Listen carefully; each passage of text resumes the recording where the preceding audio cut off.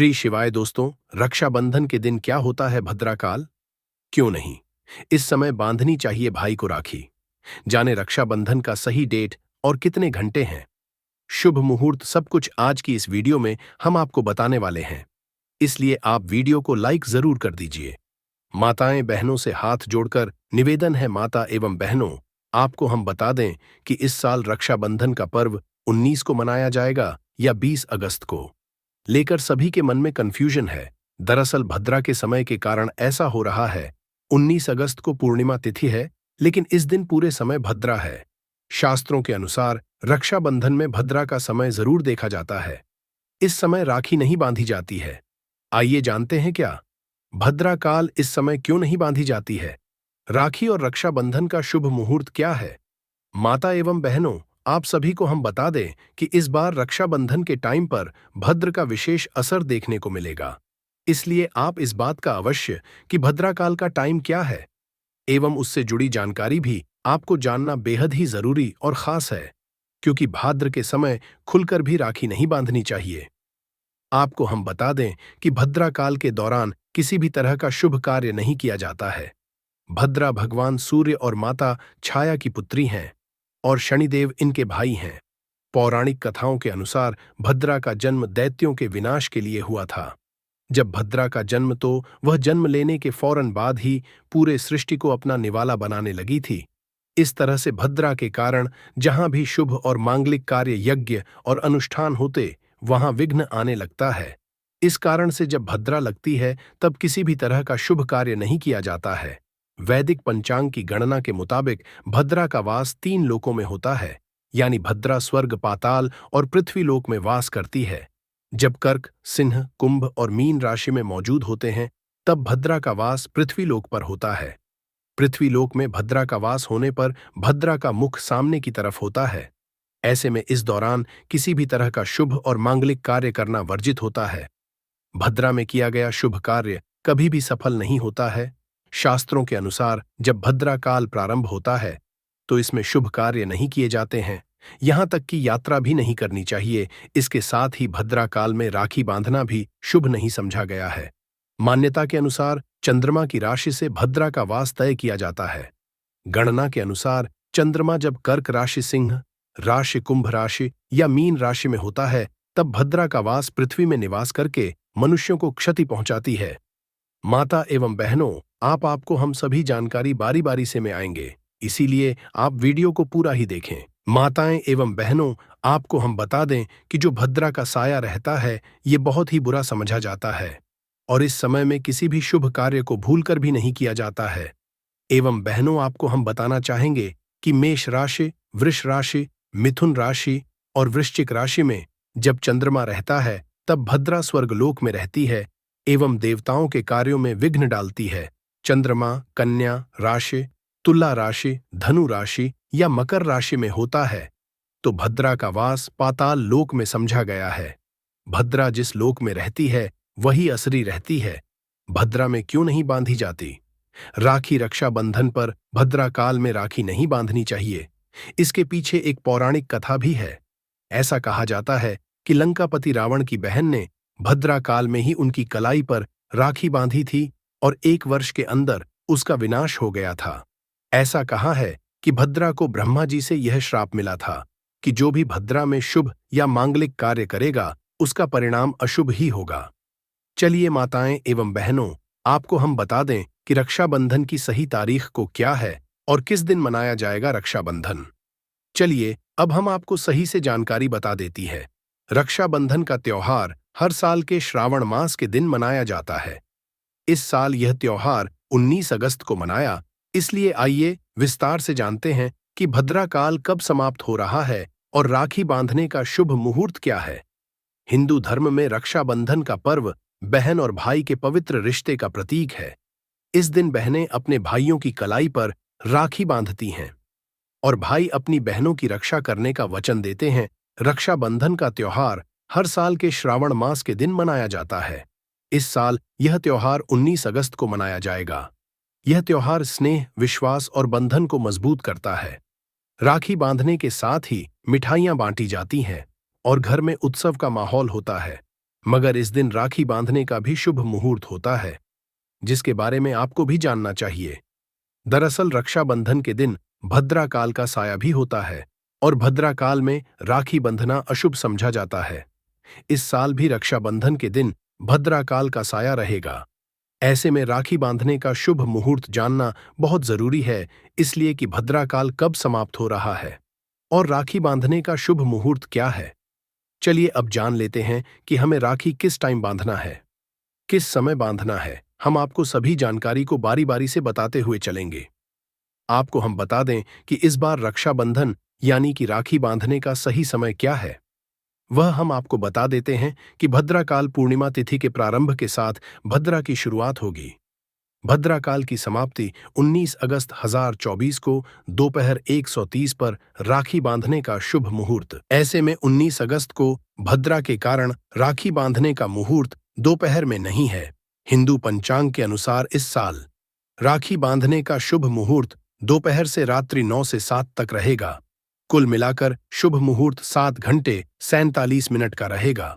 राखी बांधने का शुभ मुहूर्त आरंभ दोपहर के बाद, राखी बांधने का शुभ मुहूर्त समापन रात्रि 09 से 7 तक। इसी टाइम तक रक्षाबंधन का त्योहार मनाया जाएगा। अब माताएं एवं बहनों, अब हम आपको बताना चाहेंगे कि जो रक्षाबंधन होता है, इसकी टाइम आपको कुछ ऐसी बातें हैं जिनको आपको बहुत ही ज्यादा ध्यान रखने की जरूरत है। अगर आप इन बातों का ध्यान नहीं रखते हैं तो राखी बांधने का आपको जो पूर्ण फल होता है उसका कुछ भी नहीं मिलने वाला, ना तो आपकी भाई को कुछ मिलेगा और ना ही आपको। इसलिए रक्षाबंधन के टाइम आप जब राखी बांधें, उसे टाइम पर कुछ बातों को आपको अवश्य ही जान लेना चाहिए, क्योंकि भाई बहन का यह त्योहार बहुत ही पवन और मंगलकारी समझा जाता है। इसलिए रक्षाबंधन की इन बातों को आप अवश्य ही गांठ बांध ले चलिए। हम आपको बड़ी बड़ी से बातें बता देते हैं जिनका आप अवश्य ही ध्यान रखना है और ऐसी कोई भी गलती आपको भूलकर भी नहीं करना है। जो आप रक्षाबंधन के टाइम ऐसी गलती आपको कभी नहीं करना चाहिए। चलिए इसके बारे में बता देते हैं। रक्षाबंधन के दिन सर्वप्रथम राखी भगवान श्री गणेश, शिव जी, हनुमान जी तथा कृष्ण जी को बांधना शुभ होता है, अतः इन्हें राखी बांधना ना भूलें।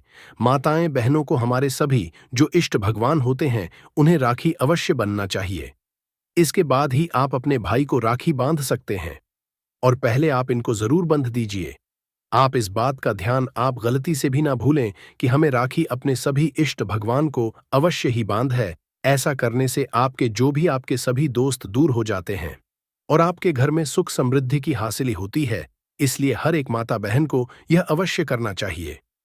अगर आप राखी नहीं बंधते हैं तो आप उनके चरणों में राखी रख दीजिए। यह भी बहुत ही ज्यादा शुभ और मंगलकारी समझा जाता है। माताएं एवं बहनों, आप सभी को हम बता दें कि रक्षाबंधन के दिन राखी बांधते समय शुभ मुहूर्त का ध्यान रखें। राहु काल या भद्र में भूलकर भी भाई को राखी ना बांधे। ऐसा करना आपकी भाई के लिए बहुत ही ज्यादा बुरा समझा जाता है। इसलिए अपने भाई की रक्षा के लिए आप शुभ समय का अवश्य ही ध्यान रखें, जो कि हमने आपको वीडियो में बताया है। आप इस समय पर राखी बांधने और किसी भी समय राखी ना बांधे। जो आपको हमने समय बताया है उसी के अनुकूल ही आप अपने भाई को पर राखी बांधने, तभी यह बहुत ही मंगलकारी और शुभकारी समझा जाएगा। आप इस बात का जरूर ध्यान रखें कि आपको राखी किस टाइम पर बांधना है, उसी टाइम पर बात है और किसी दूसरे टाइम पर आप राखी को भूलकर भी अपनी भाई की कलाई पर ना बने, क्योंकि आप अगर किसी भी टाइम आप अपने भाई की कलाई पर राखी बांधते हैं तो यह आपके भाई के लिए शुभ नहीं होता बल्कि अशुभ हो सकता है। इसलिए समय का विशेष ध्यान रखें। चलिए माताएं बहनों, हम आपको काले धागे की टूटी फूटी या खंडित राखी अपने भाई को ना बांधे। ऐसी राखी बांधने से अशुभ फल मिलता है। ऐसी मान्यता है, अगर आप अपने भाई को ऐसा राखी बांधती हैं जो कि टूटी होती है या फिर अच्छी नहीं होती, तो यह भी आपको नहीं करना चाहिए, बल्कि अपने भाई को हमेशा एक अच्छी राखी बांध है जो कि कहीं से टूटी हुई ना हो, ना ही वह काली हो, यानी कि राखी हमेशा काली नहीं होनी चाहिए। अगर आप अपने भाई को काली राखी बांधते हैं तो यह बहुत ही अशोक समझा जाता है। इसलिए आप इसका भी विशेष ध्यान रखें कि आप अपने भाई को किस तरह की राखी बांध रही हैं। चलिए माता बहनों, आपको यह बात का भी अवश्य ही ध्यान रखना चाहिए कि प्लास्टिक तथा अशुद्ध चीजों से बनी एवं अशुभ चिन्हों वाली तथा भगवान की फोटो युक्त राखी भूलकर भी ना बांधे। ऐसा भी आपको नहीं करना चाहिए, क्योंकि यह अच्छा नहीं समझा जाता। क्योंकि आपका जो भाई होता है वह राखी को बहुत दिनों तक धारण अपने हाथ में किए रखते हैं, और ऐसे में हमें भगवान की राखी भी अपने हाथ पर यानी कि भाई की कलाई पर नहीं बांधनी चाहिए, क्योंकि यह शुभ तो नहीं मानी जाती, यह अशुभ ही मन जाती है। इसीलिए आप अपने भाई की कलाई पर ऐसी राखी को भूलकर भी न बंधे। यह आपकी भाई के लिए बहुत ही बेकार मानी जा सकती है, और आपके भाई पर इससे कोई संकट भी आने की आशंका बनी रहती है। इसलिए आप अपने भाई की कलाई पर कभी भी ऐसी राखी न बढ़े। ऐसी राखी बांधना आपके लिए बहुत ही अशोक हो सकता। इसलिए अपने भाई की कलाई पर एक अच्छी रखी सदा राखी अवश्य ही बंध है। यह आपके भाई के लिए बहुत ही अच्छी होगी। माताएं एवं बहनों, आपको हम बता दें कि इस बात का भी आपको विशेष ध्यान रखना चाहिए कि भैया को राखी बांधते समय सिर ढकना ना भूलें। ध्यान रहे कि भाई और बहन दोनों का सिर ढंका हुआ हो। हर एक माता बहन को इस बात का विशेष ध्यान रखना चाहिए कि जब भी अपने भाई को राखी माने तो उनका सिर हमेशा ढक हुआ होना चाहिए। क्योंकि हम किसी भी पूजा पाठ करते हैं तो उसका उसे टाइम पर भी हम अपने सर को जरूर ही ढक लेते हैं। इसलिए आपको इस टाइम पर भी अपने सिर पर जरूर ही कुछ ना कुछ तो दिया या फिर रुमाल आप अपने भाई के सिर पर अवश्य ही रखें। तभी आपके भाई के लिए यह शुभ रहता है, और आपके लिए भी। इसलिए भी माताएं बहनों को इन बातों का विशेष ध्यान रखना चाहिए। चलिए अब हम आपको अगली चीज और बता देते हैं। माताएं एवं बहनों, आपको एक छोटा सा चीज और करना है कि आप अपने भाई राखी बांधती हैं, उसे टाइम पर आपको एक मंत्र का उच्चारण जरूर ही कर लेना है। समझा जाता है कि जो माताएं बहनें होती हैं वह उन्हें इस मंत्र का जाप अवश्य ही करना चाहिए। अगर आप ऐसा करती हैं तो आपके लिए यह बहुत ही मंगलकारी शुभकारी समझा जाता है। इसीलिए हर एक माता बहन को इस मंत्र का जब इस टाइम पर अवश्य कर लेना चाहिए। आपको हम मंत्र भी बता देते हैं जो कि आपके लिए जानना बेहद ही और ज्ञानवर्धक है। अगर आप इस मंत्र का जप करती हैं तो यह आपकी भाई के लिए बहुत ही अच्छा और मंगलकारी रहने वाला है। चलिए अब हम आपको वह मंत्र भी बता देते हैं। राखी बांधने वक्त राखी का मंत्र बोलना ना भूलें। मंत्रो बलिराजा दानवेंद्रो महाबलाम प्रतिबद्ध माता एवं बहनों। चलिए हम आपको एक बार मंत्र और बता देते हैं। मंत्र बलिरा दानवेंद्रो महाबलः प्रतिबद्ध नामी रक्षय माचल माचलहा। माता एवं बहनों, आपको इस मंत्र का जाप अवश्य ही करना है, या फिर आप चाहे तो अपने भाई से भी करवा सकती है, पर आपको इस मंत्र का जाप जरूर ही कर देना है। यह मंत्र बहुत ही मंगलकारी और शुभकारी समझा जाता है, इसलिए आप इस मंत्र का जाप अवश्य ही हर एक माता बहन को करना चाहिए। चलिए अब हम आपको बता देते हैं कि माता एवं बहनों, आपको इस मंत्र का जाप अवश्य ही करना है, या फिर आप चाहे तो अपने भाई से भी करवा सकती है, पर आपको इस मंत्र का जाप जरूर ही कर देना है। यह मंत्र बहुत ही मंगलकारी और शुभकारी समझा जाता है, इसीलिए आप इस मंत्र का जाप अवश्य ही हर एक माता बहन को करना चाहिए। चलिए अब हम आपको बता देते हैं कि अपने भाई को राखी बांधने के पूर्व तिलक करते समय रोली या चंदन ले सिंदूर से तिलक ना करें। अक्षय खंडित ना हो, इसका भी ध्यान रखें। ऐसा करना आपको अगर आप कर देते हैं तो यह बहुत ही बुरा समझा जाता है, इसलिए आपको इस बात का भी विशेष ध्यान रखना चाहिए, क्योंकि यह आपके भाई के लिए तो बिल्कुल भी अच्छा नहीं समझा जाता। इसलिए आप ऐसा भूल कर भी ना करें। यह आपके भाई के लिए और आपके लिए बहुत ही अच्छा होगा। माताएं एवं बहनों, आपने अभी तक वीडियो को लाइक ना किया हो तो वीडियो को लाइक और कमेंट बॉक्स में हर हर क्यों जरूर ही लिख दीजिए, क्योंकि सावन का महीना इसी दिन समाप्त हो रहा है। इसलिए कमेंट बॉक्स में आप हर हर महादेव जरूर ही लिख दीजिए, जिससे कि आपकी एवं आपके भाई की सभी मनोकामनाएं पूरी हो जाएंगे। क्योंकि इस दिन सावन का सोमवार पढ़ने जा रहा है, जो कि आखिरी सोमवार है। आखिरी सोमवार बहुत ही चमत्कारी और पवन समझा जाता है। चलिए अब हम आपको वह अगली कौन सी बात है वह भी हम आपको बता देते हैं, जो आपके लिए जानना बेहद ही खास और आवश्यक है। राखी बांधने वक्त भाई को मुख दक्षिण में ना हो, इस बात का विशेष ध्यान रखें। माता एवं बहनों, आपको हम बता दी कि आपका भाई का मुंह किसी भी दिशा में हो, पर दक्षिण दिशा में आपके भाई का मुंह नहीं होना चाहिए, क्योंकि ऐसा शास्त्रों में भी बताया गया है कि भाई का कभी भी दक्षिण दिशा में मुख करके राखी नहीं बांधना चाहिए, क्योंकि यह अच्छा नहीं समझा जाता। इसलिए आप अपने भाई की कलाई पर ऐसा कभी भी ना करें कि दक्षिण दिशा में आप अपने भाई की कलाई पर राखी बांध है। यह भी शुभ नहीं समझा जाता है। इसलिए आप इस बात का अवश्य ही ध्यान रखें कि अपनी भाई का मुख किस दिशा में है। इस बात का विशेष आपको ध्यान रखना चाहिए। माताएं एवं बहनों, चलिए अब हम आपको यह भी बता देते हैं कि आपको कौन सी और बात का आपको सावन के महीने में यानी कि रक्षाबंधन के दिन आपको कौन सी और बात का ध्यान अवश्य ही रखना चाहिए। भाई की आरती करते समय टूटा फूटा दीपक ना ले। बहन के आरती करने के पश्चात भाई थाली में दक्षिणा दिए बगैर अपनी से ना उठे। हर एक माता बहन को इस बात का विशेष ध्यान रखना चाहिए और ऐसा अगर आप ऐसा रखते हैं जब आप अपने भाई को तिलक करती हैं तो बहुत ही बेकार समझा जाता है, यानी कि अशोक समझा जाता है। इसलिए आप ऐसा भूल कर भी ना करें।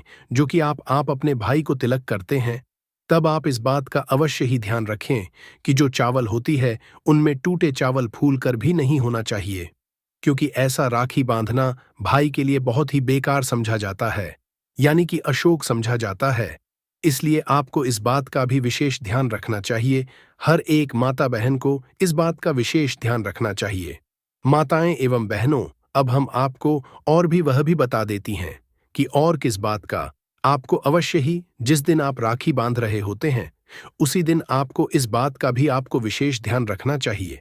वह है, अब इतने सारे कर्तव्य हमने अपनी जो कि माताएं बहनें होती हैं, कुछ कर्तव्य भाई के भी अपनी बहन के लिए होते हैं जिनका आपको अवश्य पालन करना चाहिए, यानी कि आपका भाई को इन बातों का पालन जरूर ही करना चाहिए। माताएं एवं बहनों, हम आपको बता कि राखी बंधवाने के पश्चात भाई अपनी बहन के पैर अवश्य छुए। अगर भाई बड़ा है और बहन छोटी तो बहन को भाई के पैर छूना उचित रहता है। इस बात का आप हर एक माता बहन विशेष ध्यान रखें, क्योंकि यह मंगलकारी और शुभ समझा जाता है। माताएं एवं बहनों, आपने अभी तक वीडियो को देखा है तो कमेंट बॉक्स में हर हर महादेव जरूर ही जरूर लिखें और आपको सुख समृद्धि की हासिलें होती है। तो चलिए जानते हैं इस विषय उपाय के बारे में, परंतु उससे पहले एक निवेदन है कि अगर आप चैनल पर नए हैं तो कृपया चैनल को सब्सक्राइब जरूर कर लें और कमेंट बॉक्स में जय मां लक्ष्मी जरूर लिखें। माता लक्ष्मी दोस्तों, हम लोग अक्सर खाना थोड़ा ज्यादा ही बनाते हैं और फिर कुछ खाना बच भी जाता है। सब्जी या ग्रेवी अक्सर खत्म हो जाती है और केवल रोटी बच जाती है। अगले दिन बासी रोटियों को घर के सदस्य या बच्चे खाने कतराते हैं। अगर आपके में भी ऐसा होता है तो ये जानकारी आपको हिलाकर रख देगी। अगर आप भी ऐसी रोटी खाते हैं तो आपको मालामाल होने से कोई भी नहीं रोक सकता। इसी के साथ ही इस वीडियो में हम जानेंगे कुछ ऐसी गलतियों के बारे में जो अगर आपके घर में भी महिलाएं करती हैं तो आज ही बंद कर दें, वरना पूरा घर हो जाएगा नष्ट। तो पूरी जानकारी के लिए इस वीडियो को अंत तक जरूर देखिएगा दोस्तों। रसोई घर में ये गलती कभी भी नहीं करनी चाहिए। यकीन शास्त्रों द्वारा रसोई में इन गलतियों को करने वाला व्यक्ति हर हाल में वह निर्धन हो जाता है। उसे गरीबी का सामना करना पड़ता है, पूरे परिवार को इसका खामियाजा भुगतना पड़ता है। शास्त्रों में स्पष्ट बताया गया है कि जिस घर में मां अन्नपूर्ण जी का वास हो जाए तो मां के साथ साथ सभी देवी देवता एक साथ निवास करते हैं। ऐसा करने वालों के घर में अनाज का भंडार धन दौलत से भरा रहता है। जिस भी व्यक्ति के घर में ये गलतियां अगर होती तो इसे आप मामूली ना समझे और ना ही नजरअंदाज करने की गलती करें। आपका पूरा घर निधन हो सकता है। दोस्तों, व्यक्ति अगर जीवन में सफलता करना चाहता है तो उसके लिए सबसे ज्यादा जरूरी है उसके स्वास्थ्य का सही होना, और उसका शरीर अगर स्वस्थ होता है तो व्यक्ति सदैव ही अपने लक्ष्य को हासिल कर सकता है। ऐसे में शास्त्रों के अनुसार अगर आपका रसोई घर अच्छा है, उसमें ये गलती नहीं होती है, तो मां अन्नपूर्णा आपसे प्रसन्न हो जाती है, आपको मालामाल कर देती है।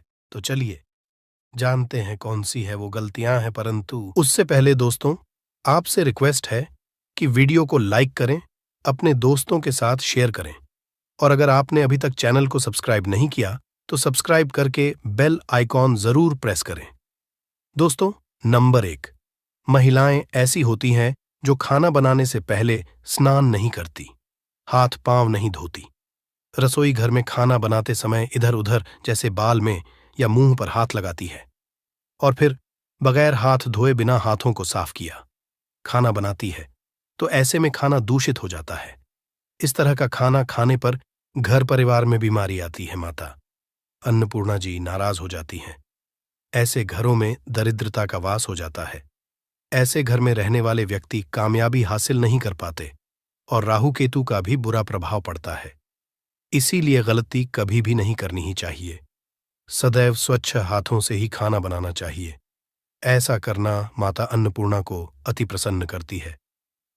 दोस्तों, नंबर 2 शास्त्र में बताया गया है, जहां पर महिलाएं भोजन बनाती हैं, वह स्थान स्वच्छ ना हो तो राहु केतु का बुरा प्रभाव पड़ता ही है। साथ ही क्षण भी रुष्ट हो जाते हैं। ऐसे घरों में कमाने वाले व्यक्ति पर बुरा असर होता है। पूरा हर धीरे धीरे निर्धनता का शिकार होता चला जाता है। इसीलिए घर सदैव साफ सुथरा रखना चाहिए और गंगा जल से छिड़काव जरूर करना चाहिए। ऐसा करने से माता अन्नपूर्णा आकर्षित होती है और आपको आपके हर कार्य में कामयाबी मिलेगी। साथ ही उसके परिवार के हर सदस्य को उनके काम में कामयाबी मिलती है। नंबर 3, दोस्तों, अपने घर में धारदार चीज नहीं रखनी चाहिए। इससे परिवार में तनाव बढ़ता है और झगड़े आदि होने लगते हैं। ऐसे में रसोई घर में 1 या 2 से ज्यादा चाकू छुरी नहीं रखने चाहिए, ऐसे जिसका आप उपाय नहीं करते हैं, परंतु आपने अब तक रसोई घर में उसे रखा हुआ है, तो ऐसे ही बेकार परिधारदार वस्तुओं को तुरंत ही बाहर कर देना, क्योंकि ऐसी चीजें घर में रखने से नकारात्मकता आकर्षित होती है। इससे काफी बुरा प्रभाव पड़ता है। नंबर 4, रसोई घर के सामने जूते, चप्पल, झाड़ू, पोछा कभी भी नहीं रखना चाहिए। इससे माता अन्नपूर्णा नाराज होती है और पूरे घर को गरीबी का सामना करना पड़ता है। इसे पाप भी समझा जाता है। इसीलिए आपको कभी भी चप्पल, जूते या झाड़ू, पोछा घर के सामने नहीं रखनी चाहिए, क्योंकि इससे घोर अनर्थ हो सकता है और माता नाराज हो सकती है।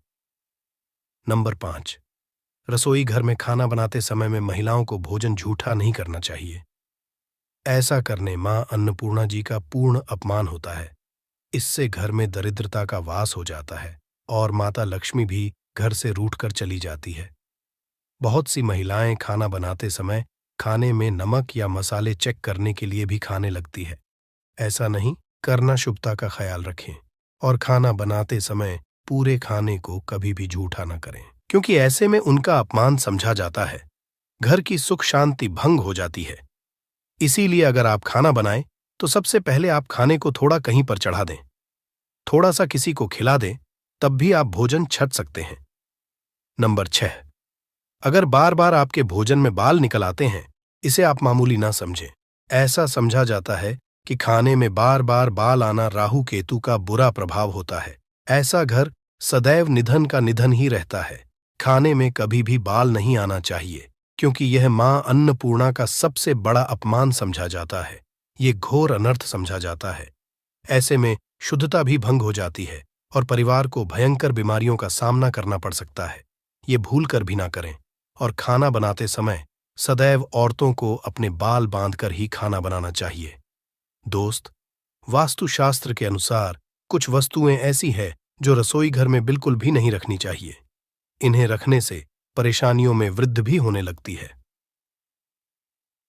नंबर 1, शीशा घर को सुंदर रखने के लिए कुछ लोग किचन में शीशा लगा देते हैं, परंतु शास्त्र की माने तो रसोई घर में शीशे का उपाय नहीं करना चाहिए।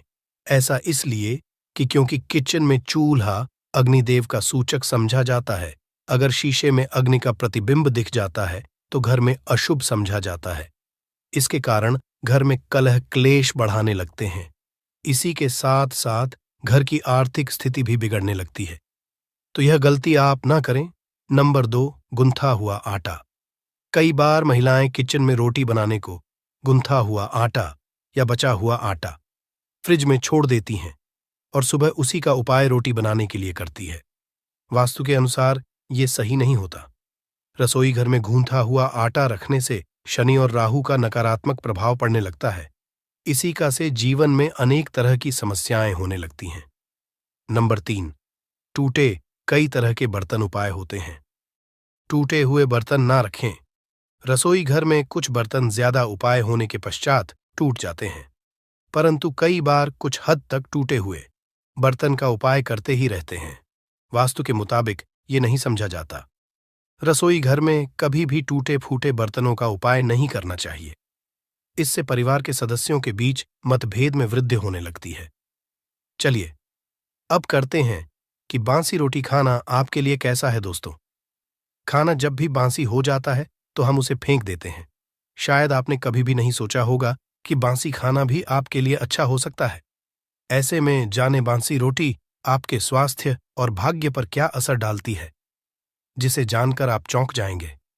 दोस्तों, आपको बता दें कि बासी रोटी पाचन तंत्र के लिए चमत्कार से कम नहीं है। बासी रोटी तन को दुरुस्त बनाती है। रोटी में फाइबर की प्रचुर मात्रा पाई जाती है। खाने में फाइबर की अधिक मात्रा पाचन में सहायता करती है। बासी रोटी से पेट फूलने की समस्या, गैस की समस्या और कब्ज की समस्या से राहत मिल सकती है। इसीलिए दोस्तों, बासी रोटी आपके लिए वरदान है। इसका उपयोग करें। वहीं अगर शास्त्रों की माने तो भोजन वैसे तो ताज़ा ही खाना चाहिए, परंतु जब तक भोजन खाने लायक है, खराब ना हुआ हो, तो उसे कभी फेंकना नहीं चाहिए, क्योंकि यह भोजन का अपमान है। ऐसे में जो व्यक्ति बासी भोजन को फेंकता नहीं है और उसे ग्रहण करके सम्मान देता है, तो ऐसे व्यक्ति पर मां अन्नपूर्णा सदैव प्रसन्न रहती है। परंतु इसमें एक बात का ध्यान देना बहुत ही आवश्यक है। बासी रोटी को जब भी आप खाएं या छोटे बच्चों को दें, तो पहले आप उसे से चेक जरूर कर लें। अगर बासी रोटी में से रेशियो निकल रही है, तो आपके बच्चे की जान जा सकती है या आप बीमार भी पड़ सकते हैं। बासी रोटी भले ही किसी चमत्कार से कम ना हो, परंतु लंबे समय तक बासी रोटी घर में रखना जहर के समान मानी जाती है। इसीलिए रेशियो वाली रोटी कभी भी ना खाएं। अब दोस्तों, आपको पूज्य गुरुजी द्वारा बताया गया उपाय बताने जा रहे हैं। प्रभावशाली चमत्कारिक उपाय है जो कि आपकी किस्मत को चमका देंगे। आपको लाभ शुरू करते हैं दोस्तों। परंपरा में गाय, गंगा और गायत्री का बहुत ज्यादा धार्मिक महत्व है। मान्यता है गौ माता के शरीर पर 33 कोटि देवी देवताओं का वास होता है। गौ माता की पूजा करने वाले जातक पर इन सभी देवी देवताओं की कृपा बरसती है। गौ सेवा से न केवल इस जन्म के बल्कि पूर्व के भी दोष दूर हो जाते हैं। हर एक सुबह जब आपके घर में भोजन बनाना प्रारंभ हो, तो सबसे पहले बनाई गई रोटी को आप गौ माता के नाम से निकाल दें और भोजन कर पूर्व गौ माता को इस रोटी को खिलाएं। अगर संभव हो तो काली गाय को खिलाएं। ये भी काली गाय ना मिले तो सफेद गाय को भी आप खिला सकते हैं। आपको बता दें कि गाय को आप भी रोटी बनाएं। प्रतिदिन ताज़ी रोटी ही बनाएं। गाय को अगर आपने रोटी बनाई है तो कोशिश करें कि उस रोटी को आप तुरंत ही गाय को दे दें। अगर आप उस रोटी को रख देंगे और उस रोटी को अगले दिन देंगे, तो वह रोटी बासी मानी जाएगी। गाय को कभी भी रोटी ना दें। इससे घर में नकारात्मक ऊर्जा वास करती है और जो भी काम आपके बनने वाले होंगे, वह काम भी आपके बिल्कुल भी नहीं बनेंगे। इससे आपके घर में सदैव दर्द देवता का वास रहेगा और आप जिस भी काम, उस काम में आपको सदैव असफलता ही हाथ लगेंगे। इसलिए कोशिश करें, गाय को रोजाना ताज़ी रोटी बनाकर खिलाएं और रोटी को बिल्कुल ना रखें। उसी रोटी गाय को ना दें और साथ ही साथ सड़ी गली चीजें गाय को नहीं खिलानी चाहिए। घर में कोई फल, कोई सब्जी है, सो जाए तो लोग क्या करते हैं? गाय को देते हैं? नहीं, ऐसा नहीं करना चाहिए। ऐसा करने से अगर आप गाय खिलाते हैं तो और आप आपके भाग्य बन जाते हैं। आप बिल्कुल सड़ी गली चीजें गाय को ना खिलाएं और साथ ही साथ अब आटे की 11 लोहियां बनाकर उनके ऊपर हल्दी लगाएं। इसके बाद को खिलाएं। हर एक लोह को खिलाते समय गाय के सींगों पर आप हाथ फेरें, पीठ पर हाथ फेरें, मस्तक पर हाथ फेरे रहे हैं। माता गाय के अब चरणों का स्पर्श करें। दोस्तों, ऐसा करने से आपके समस्त काम बनने लगेंगे। जो दुख का समय चल रहा है वे भी खत्म। आपके जीवन में खुशियां ही खुशियां होंगी। और एक बार आप 7 बार गाय की परिक्रमा भी कर लें तो आपके समस्त काम होंगे। और साथ ही साथ आप गाय को जब भी रोटी दें, रोटी पर या तो आप थोड़ी हल्दी लगा लें या थोड़ा गुड़ रख लें। अगर गुड़ ना हो तो आप थोड़ा घी रख सकते हैं। दोस्तों, गाय को कभी भी सूखी रोटी ना खिलाएं। सूखी का मतलब गाय को रोटी खिलाएं, उस पर कुछ ना कुछ रख कर खिलाएं।